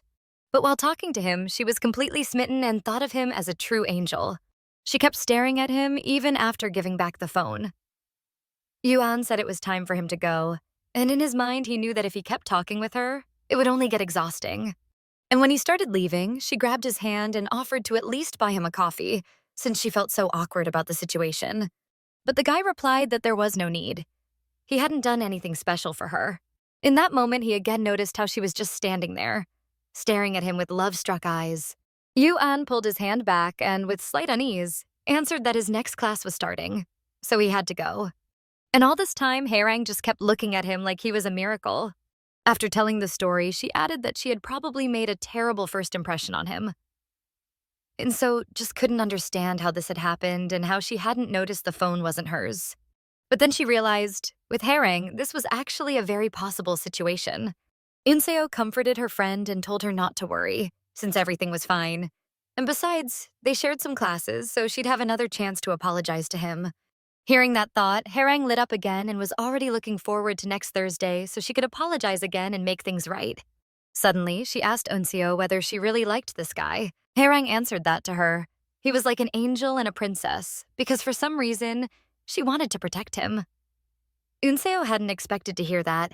After sorting out her situation, Haerang asked how her blind date had gone yesterday. Unseo told her it had been fine, but then those guys started making noise, trying to film, and so on. And suddenly, while Unseo was talking about it, she remembered Siwa's words. "Do you really need a boyfriend that much?" At that memory, her face instantly changed, and Haerang noticed it. Then they continued their conversation about a train club. Unseo thought her friend had already found like 20 people for it, but Haerang said there would only be 4 of them. Unseo asked if that included Kang Siwa and that other guy, but her friend said Siwa wouldn't be there. Unseo felt relieved, since she didn't want to see or deal with him again. During their conversation, Haerang noticed someone she knew approaching them. Unseo turned and saw the black-haired guy she had met before. As soon as she saw him, she recognized him, remembering she had seen him somewhere before. When he sat down next to her, she felt a bit uncomfortable being there. She was shocked that Haerang knew him and couldn't understand how she had even met such a scary guy.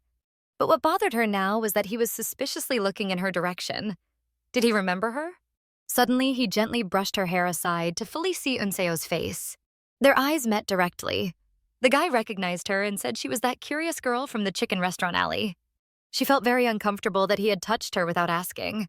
She immediately slapped his hand away, since she didn't consider that normal at all. The guy didn't understand what she was doing or why she had hit him, since he just hadn't been sure if it was really her. And he added that if he had mistaken her for someone else, then he apologized. Harang started getting angry at him, saying that he had scared Unseo, and she also apologized to her friend. Then she introduced him as Jihyun. After that, Unseo decided to look at him again. She realized he wasn't a freshman. Remembering that situation, she realized it had just been a run-in with upperclassmen. Harang then said that since they were the same age, they could speak informally, but Jihyun added that he was younger. After that, Harang suggested they discuss when they would start their RAN train session. In that crowd of people, Siwa was also standing, typing a message to Unseo, but she wasn't replying, even though he could see that she was right there in the cafe with Harang and some guy. That made him stop and think for a bit, planning what to do next. But after a while, his phone vibrated, and he thought it was a message. However, it wasn't from her. It was a call from Kang Si-gyun. Meanwhile, Unseo went home to change.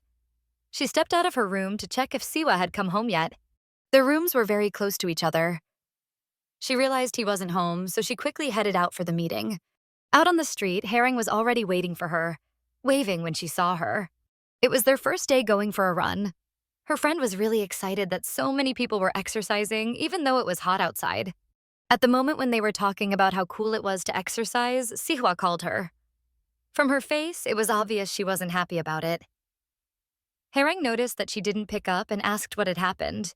Unseo answered that it was just spam and there was no need to answer, so she declined the call, since lately there had been a lot of spam. They decided to do a short warm-up before running, and after some time, Jihyun joined them. Now the whole team was together. It felt awkward for them to see each other, but Unseo nervously greeted him. The guy, however, stayed calm and greeted her back. The girl decided to suggest that they install an app for joint runs, and it turned out to be a good idea. After successfully installing the app, they started their first run together. The girl didn't feel very comfortable in her new sneakers because she needed to wear longer socks. So today she would have to run a little slower, since she didn't want to get blisters on her feet. Jihyun noticed that Unseo had started running slower, so he decided to stop, but the girl didn't understand why he had done that. He asked if she was already tired and added that he'd heard she used to do track and field with Harang. She didn't expect him to say that she was tired and answered that he shouldn't pay attention to her and should just run at his own pace. After that short exchange, he asked her what she wanted to ask him last time. But that question really puzzled her. When was that? When had she wanted to ask him something but hadn't? In her thoughts, she began recalling all the moments when she had seen him. The guy realized he had puzzled her with this question, and maybe she really didn't remember, so he decided to continue the training. A few seconds later, Unseo decided to ask her own question instead, and asked if he was friends with Haerong. Jihyun looked at her in surprise. Realizing what she had just asked, Unseo began apologizing, since it was a strange question. It was just that she found it odd that Haerong usually gathered a big group of people, but this time brought only one person. She thought she probably shouldn't have asked. She was curious about what their relationship was. Were they just friends or something else? Because at first glance, they seemed close. After thinking for a moment, the guy answered that he didn't know if it could really be called friendship. Unseo was surprised and asked what he meant. But just then, someone ran up from behind and tapped him on the back. It was Haerong, who had already managed to finish one lap. She joked that they were running pretty slowly. The guy called her a squirrel, and Unseo didn't know where that nickname came from. The guy explained that it went back to when they used to go to the gym together, and that's what people called her there. A small playful fight broke out between them, while Unseo watched, realizing that they really were pretty close. Suddenly, they started talking about boxing, and Haerong said she wanted to try it right now, to relieve the stress from her blind date. And within seconds, their run turned into an idea to go for a boxing workout. Jihyun couldn't understand how they communicated like that and made decisions so quickly. Unseo turned to him and asked if he really wasn't going with them to another workout. The guy hesitated, realizing he didn't want to be left alone, so he agreed to join them. After the boxing workout, they went to rest. And it seemed like Unseo wasn't feeling too well. Haerong laughed and told her that after a few sessions, she would quickly get used to it. Suddenly, Siwa called her again, clearly wanting something from her. Haerang was surprised that the girl finally picked up the call and answered. Siwa was glowing and looked very stylish. He loudly said that she had finally answered him. Looking to the side, she saw that he was actually there. She didn't understand why he had even come, since his department building was far from here, and especially since he was walking around the school in sunglasses. To that question, he gestured that he wanted to introduce her to Yu-an, who was already standing next to him. The guy seemed to be in a good mood, introduced himself, and added that they had probably seen each other in the other department before. Unseo greeted him back. She felt awkward since this all happened so suddenly for her. Suddenly, she remembered Siwa's words about how he was planning to introduce her to someone better than that guy at the cafe. When Haerang saw this guy again, she lit up, since she was in love with him. It was so unexpected that Unseo asked if this meeting was supposed to be for the group project they had been assigned. But Siwa said no. This meeting was for introductions. He didn't have time to finish before Unseo reached for his face. She covered his mouth and warned that if he said anything about it, she would get very angry and do something bad. A little later, when they were already outside, Siwa asked how she liked the meeting. He asked if she liked Hyun Yu-an, the one he had planned to introduce her to.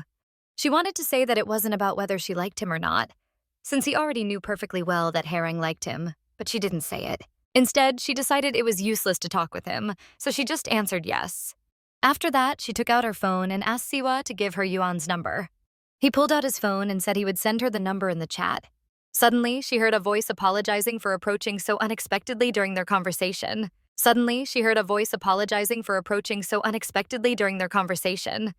noticed that right next to them stood Yuan himself, who might have overheard their conversation. She was totally shocked when she turned her head and saw him there. Unseo quickly started telling him that she didn't mean it like she didn't like it. She explained that Kang Siwa always acts that way, and she honestly doesn't get what he's thinking in those moments. After all, they weren't as close as they used to be, and she had no idea what he was planning. The girl added that she felt like he didn't care at all about what she thought. But then she realized she was just rambling nonsense, and she should probably stop. Siwa decided to switch the topic and mentioned how worried Haerang had been when they were sitting at the cafe. Yu-an looked surprised, a little embarrassed, and asked why she was worried when they were all sitting together at the table. Unseo knew the answer but couldn't say it outright. Back at the cafe, they had talked about how they'd have to study together, and maybe Appa would feel awkward. Yu-an replied that everything was fine, that he'd already found his phone and asked her to tell Haerang not to worry. While he was talking, he seemed like such a kind person, almost glowing. Meanwhile, Siwa was chatting with a girl who had come up to him. In the group chat, he'd learned that people called some guy the Rainbow. The girl started saying that she thought she knew who this guy was and shared her thoughts. It was him, Siwa. But suddenly, he just said that something was bugging him, without explaining what, and the girl couldn't figure out what he meant. She looked at him nervously, not understanding what exactly was bothering him. Siwa calmly said he just didn't like it when people gossiped behind someone's back. At that moment, Haerang was passing by and saw them talking. She called out his name, waving, clearly wanting to tell him something or chat. But he just started walking away, since his conversation with the girl was over, maybe not even hearing that she'd called him. She felt a little thrown off, confused by the situation. Siwa went back to his car. He was starting to get uneasy about the fact that he was really popular among the students at their school. But as he sat in the car, thinking about everything, his phone suddenly rang. It was his dad. He hadn't expected a call from his father, but he picked up anyway. His father told him that this weekend would be the anniversary of his mom's death, so he asked him to at least come have dinner together that evening. He put on his black suit and picked up a bouquet of flowers. His mood, to say the least, wasn't great. He had left home before because another woman was living there, trying to replace his mom, and he couldn't stand being in the same space with her. Unseo was worried about him and called, but for some reason he wouldn't answer. At that time, Siwa was sitting on the floor in his suit with the flowers beside him, holding his phone, looking completely wrecked. His hand was also injured. Unseo texted him, asking him to at least reply in chat if he didn't want to talk on the phone. When they went for a run, the street was packed with people doing all kinds of things. Even though they were the only ones actually running, they still kept at it. Haerang jokingly suggested that the next day they should come back here. Not to run, but to bring drinks and a blanket, since the weather was perfect for relaxing outside. But Unseo's mind was elsewhere. Siwa hadn't been home for several days, and maybe today would be no different. She started thinking that something might have happened to him. Lost in those thoughts, she didn't hear Haerang's question at first. But when she asked again, Unseo snapped back to reality and agreed with her idea. She mentioned that Jihyun gets tipsy really easily, but he denied it, saying that the two of them just drank way too much. During the run, she noticed again that her sneakers weren't great for long runs, even though they had felt fine in the morning. That day, practically everything was bugging her. Even the shoes, which she realized she should swap out for another pair. Jihyun and Haerang noticed that she had stopped, so they asked what was wrong. Unseo said it was fine. She'd just gotten a pebble in her shoe, so she had to stop. After quickly fixing it, she said everything was fine now and they could keep running. The guy said it looked like she was tired, but she denied it, insisting that wasn't the case. And then suddenly, her phone rang again. She grabbed it quickly. It was Siwa, who hadn't been answering for so long. Out of nowhere, her friends heard her ask loudly, with real panic in her voice, where he was. She was asking him questions, where he was if something had happened. Jihyun stood there, watching, not understanding what was going on. Siwa said he was at the stadium, and suddenly she shouted "Stadium" out loud, looking around like she was searching for someone. Right after that, he hung up and ended the call. Unseo suddenly picked up her pace and started heading somewhere. Jihyun and Haerang just stood there, watching her. Off to the side stood Siwa in his suit, smiling as he greeted them. The guy asked if she'd been working out. By then, she was already running toward him. The girl grabbed him and started yelling at him for not answering her calls and now acting like nothing had happened. She told him she'd been worried sick, thinking something had happened to him all this time. Siwa smiled again and said he was totally fine, asking if she had actually been worried about him. That made her even madder. And the very next second, she started hitting him, yelling that of course she had worried about him. She'd imagined all sorts of things and had really been scared. After a little while, she calmed down and told him he drove her crazy. Right then, he put a hand on her shoulder and asked if she was hurt, since he noticed she was walking a little funny. Unseo said no, but Siwa reminded her that as a kid, she used to walk the same way when she had blisters on her heels, and told her to show him her foot. Flustered, she answered that it really wasn't a big deal. At that moment, she felt awkward. He crouched down and checked her foot, noticing the skin was red in that spot.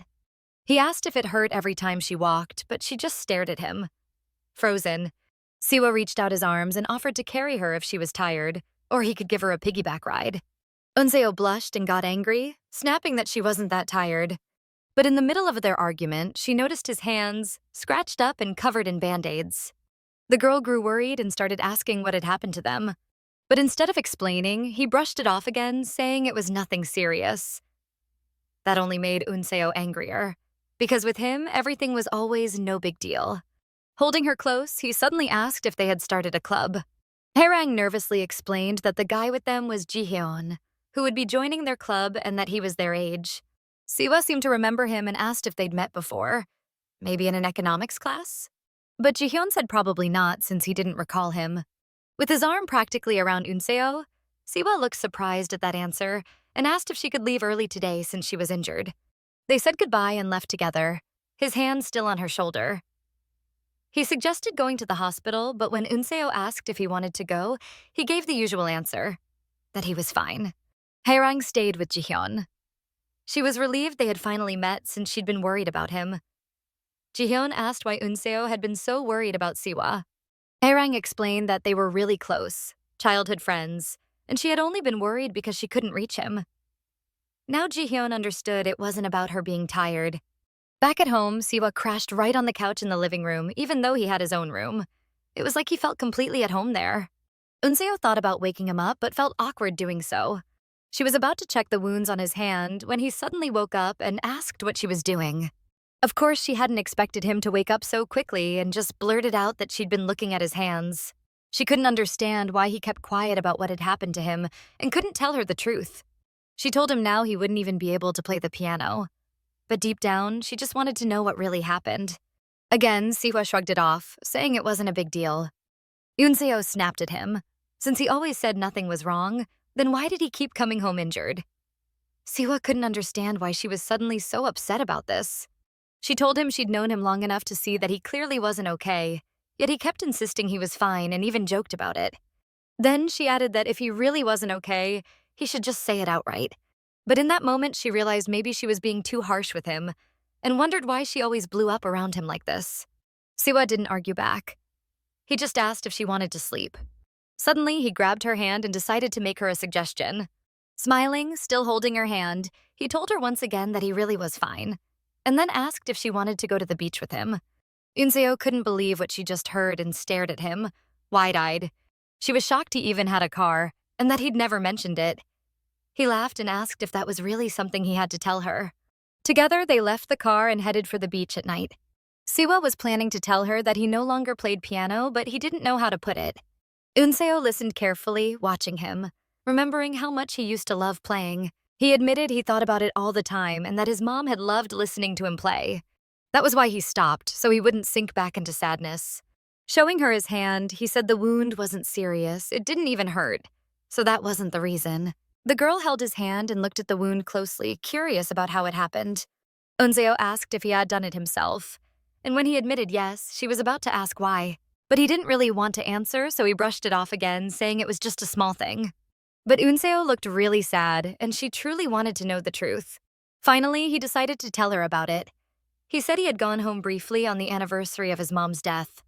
When he walked inside, the first thing he saw were yellow roses, and for a moment he felt comforted. In that instant, it was like his mom had come back. But then he realized it was the new woman who had put the flowers there. Yellow roses had been the very first gift his dad had ever given his mom. And every time life got hard for her, his dad would fill that vase with yellow roses. That was why his mom had loved them so much.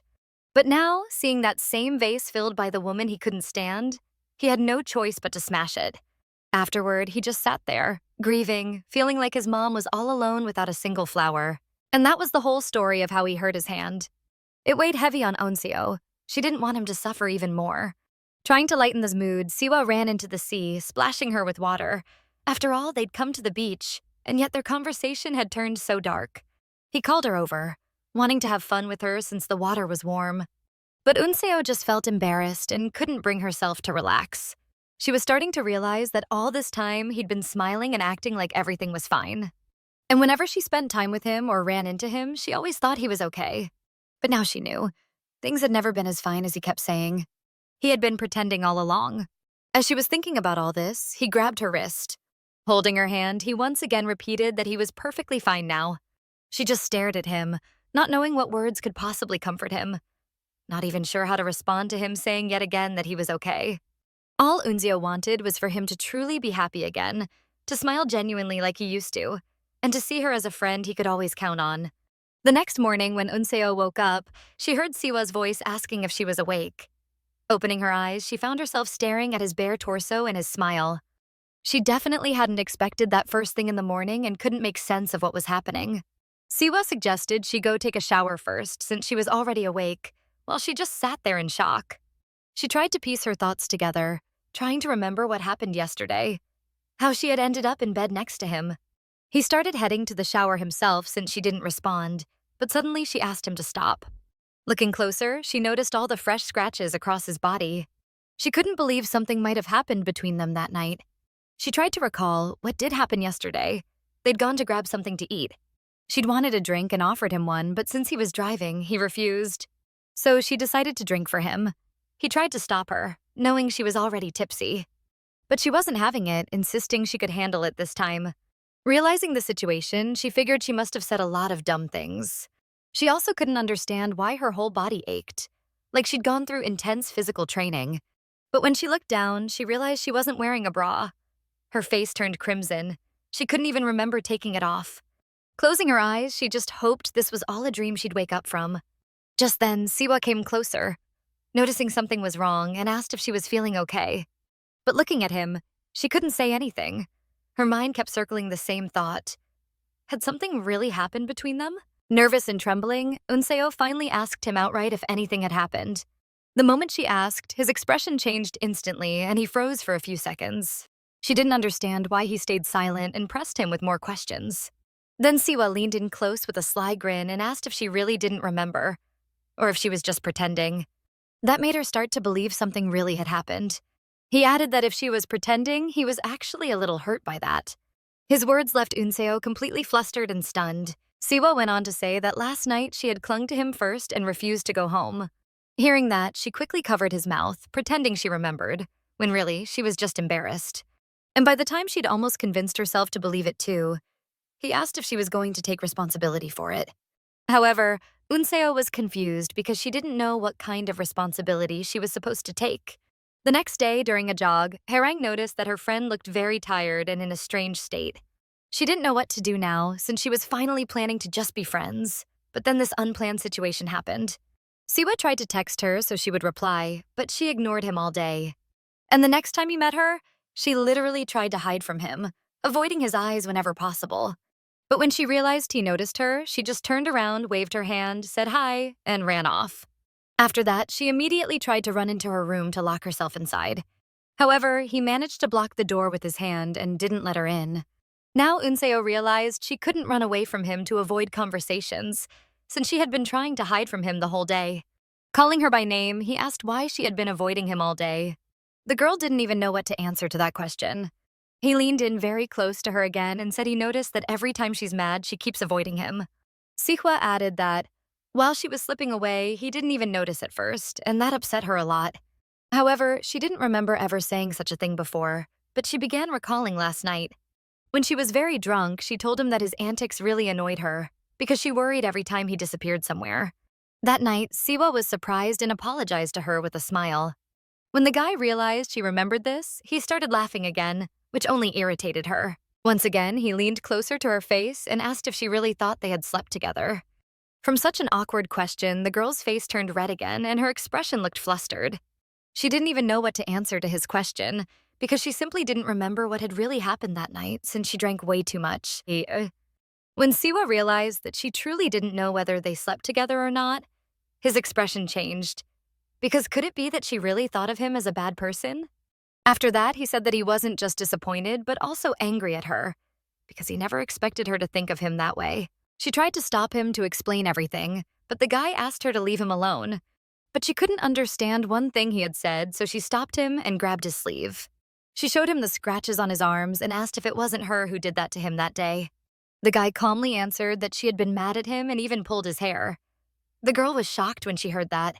Siwa also showed her that she had even bitten him near his neck. She looked at the bite mark and couldn't believe she could have done something like that. It seemed impossible. Her fingers even trembled a little. She still had one more thing she couldn't understand. Her body and lower back ached. The guy answered that she was so unruly they nearly fought, and she also refused to get in the car. When he picked her up, she started pinching and biting him. It was obvious she was embarrassed by her actions. She then asked about that moment when he said she should take responsibility for it. The guy answered that it had only been a joke. Unseo got angry again. Why didn't he explain everything right away? Siwa smiled a little, thinking he had the right to joke with her a bit after everything he had gone through that day, and that she should at least listen to his complaints. He began showing her videos on his phone of how she looked that night. Unseo was sitting next to the car, sulking, insisting she would only do what she wanted, and refusing to even talk to him. And when he told her that she already always did whatever she wanted, she got mad, since that was exactly what he did. Then she noticed he was recording her, and she tried to grab his phone. She almost fell to the ground in the process. After showing her the videos, he asked if she believed him now. He also told her that at first her behavior was even funny, and he decided to record it just in case she pretended to forget everything. Siwa himself was surprised he even thought of recording, because without it, he would have looked like the bad guy. Now it seemed she finally understood that nothing had really happened between them. In anger, she pushed him away hard with her hands. She was mad because he hadn't told her everything right away, but dragged it out for a long time. But the guy replied that he had tried to talk to her, but she kept avoiding him, even starting from the ride back in the car, when she pretended to sleep. He also tried to talk to her in the morning, at school, but she hid from him or locked herself away, and even ignored his messages. When she realized she had indeed acted exactly that way, she got a little flustered and didn't know what to say. But she decided to be honest and said she did it because she was upset with him. He was already sitting on the couch, saying it was his fault if in her eyes he was such a horrible person, even though he put up with her drunken outbursts and cleaned up her vomit. And he added that last time she even threw up on him. Unseo realized the situation wasn't very good. She apologized to him. But when Siwa heard this, he said it didn't sound sincere. She replied that she truly was apologizing because he really did suffer a lot because of her. She asked about the condition of his hand and requested to take a look at it. But when she looked at his hands, she noticed that now his left hand also had wounds that weren't there yesterday. Siwa answered ironically that he got these new wounds while restraining a wild and drunk person. She rolled her eyes, apologized again, and said she would bring medicine now. The guy called her by name and asked her not to avoid him anymore, and if she felt upset to just tell him about it. Unseo got a little angry, because it seemed like he was mocking her already. Noticing that she started getting upset again, he placed his hand over hers. He explained that he really didn't like when she avoided him. At first, she said he was talking nonsense, but when he asked if she understood him, Unseo replied that she would think about it. Suddenly, Siwa's phone rang while they were talking. He picked up the call and stepped a little to the side. Someone invited him to lunch tomorrow. But the guy replied that he wasn't sure if he could make it. Meanwhile, Unseo put down the medicine and said to leave it in the storage room. When she started leaving, the guy took her hand and asked her to wait. Unseo hadn't expected that, but she seemed to already be getting used to such moments. With a smile on his face, Siwa suggested they go to the university together tomorrow.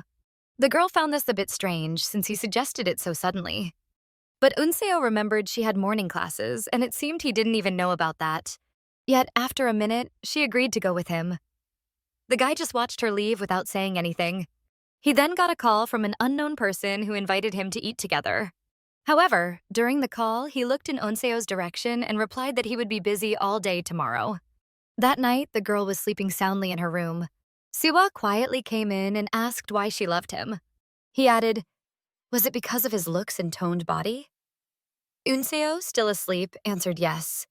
When he lightly touched her face and hair with his finger, she said in her sleep that she loved him. And after that, she even asked for forgiveness. He gently touched her lips with his fingers while she slept. Hearing that she was asking for forgiveness even in her sleep, he said she didn't need to do that and asked her to just keep loving him. After caressing her face and hair, his hand retained the pleasant scent of her perfume and shampoo.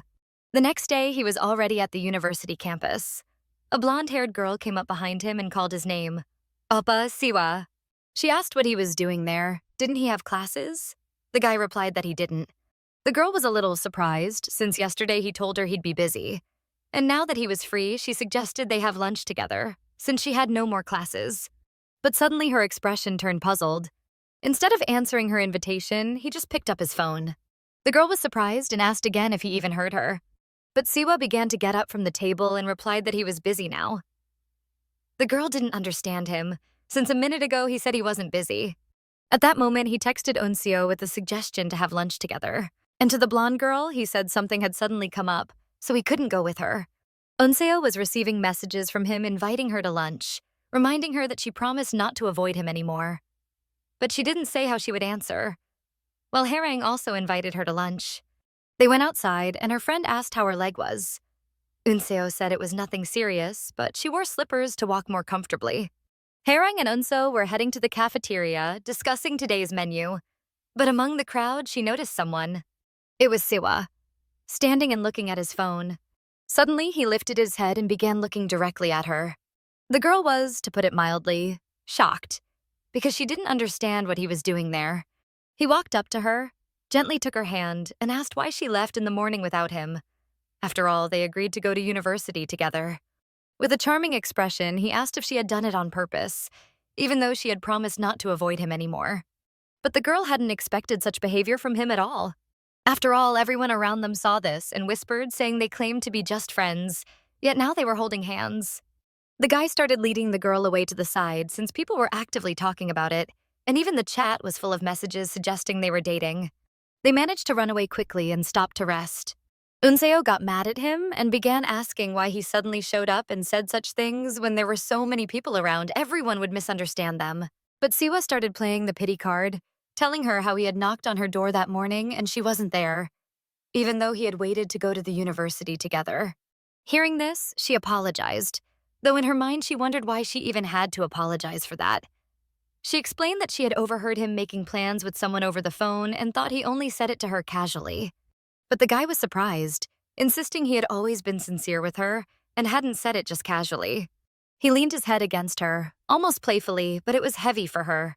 He remarked that she was holding up pretty well, strong on her own, and even joked that she could probably carry him in her arms.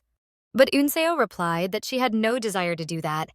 Why would she ever carry him like that? He countered that he could also get sick, but Unseo told him if that happens, he should just go to the hospital himself. he found her response a little harsh. They were walking down the street, and Unseo suggested they stop to eat or grab a coffee since she wanted to treat him, but he said no. The girl was surprised. It was as if he hadn't even heard her. Suddenly, he put his hand on her shoulder and quickly led her somewhere. Without explaining anything, he just steered her toward a shop. Once inside, he picked out a pair of sneakers in size 38 for her. She stood there, puzzled. Why had he suddenly decided to buy her new sneakers? Siwa explained that her heels hurt because of bad shoes, so he wanted to get her something comfortable. Unseo argued it wasn't necessary to buy new sneakers. She could endure a few more days and just wear thicker socks. But it mattered to him that she wasn't in pain and felt comfortable. So he sat her down and asked what colors she liked. She decided not to argue and said she would like white sneakers. They picked out pretty white sneakers that she really liked the look of. The pair was very soft and comfortable. She wondered if maybe she really should get new ones, just like he said. But then she remembered she had just bought shoes recently. He even crouched down to tie her shoelaces for her. Unseo watched with slight embarrassment, her face blushing. After tying them, he asked if her heels felt fine in these sneakers. He told her to let him know if even this pair turned out uncomfortable, since he wanted to make sure she got a really good one. Suddenly, instead of answering, Unseo loudly asked him to give her a mirror. She started looking around the store to find one. The girl tried on 2 pairs of sneakers, one white and one black. She hesitated, unsure which to choose, so she asked his opinion. But she was surprised when he didn't answer, so she turned her head to look at him. She saw him already standing at the counter and realized she had been asking her questions when he wasn't even nearby. She decided on one pair and took her old sneakers with her as well. She walked out of the store right away in her new white sneakers. Still, she couldn't shake the feeling she had done something wrong. On the way, the guy remembered she had her club tomorrow and asked if she was going. When she said yes, he smiled sweetly and said he wanted to go too. Unseo was shocked. Was he serious? It all felt suspicious, and she had no idea what was going on. Siwa was surprised too, since it seemed like she didn't believe him. But her friend remarked that he never liked sports and asked if he'd even be comfortable there. He smiled and replied that he'd manage, since he would be there with her. That evening, Unseo went to practice with her friend. Harang noticed that Unseo seemed a bit off today and guessed that she was tired of the seniors and guys who kept asking to be introduced to her. But really, Unseo was exhausted by all the constant talk and speculation about her supposedly dating Kang Siwa. Harang mentioned that he had been popular since childhood, but Unseo asked how she even knew that. After a moment's thought, she replied that people talk a lot about him these days. And with such a handsome face, of course, he couldn't help but be popular. Her friend wondered if he'd actually show up at practice today, but Unseo assumed not since he hadn't texted her. Just then, Jihyun came up to Harang and greeted them. But suddenly, both of them started staring at Unseo with surprise. She didn't understand what was happening or why they were looking at her like that. And then, unexpectedly, the guy came up from behind and greeted her. Unseo was stunned. He had really come. Sihwa explained that he had wanted to invite Yuan too, but he had a meeting today, though he'd try to bring him next time. Hearing that, Harang lit up and thanked him, since she would really love to meet him. Thank you so much for staying with me until the end of this video. What makes this story so engaging is the bittersweet mix of childhood friendship and unspoken love. Unseo seems strong, but her heartbreak on that birthday shows how vulnerable she really is. Siwa feels like the sun, bright and admired, yet for her, his light is both comforting and painful. What I really like is how this story captures that raw, awkward, but very real tension between childhood bonds and adult feelings. It makes you wonder, when love and friendship collide, is it possible to keep both, or will one always destroy the other? Thanks for watching. If you enjoyed this review, don't forget to like, subscribe, and hit the notification bell so you never miss a new video. Let me know in the comments what you thought of this story and what manhwa you'd like to see next. See you in the next installment.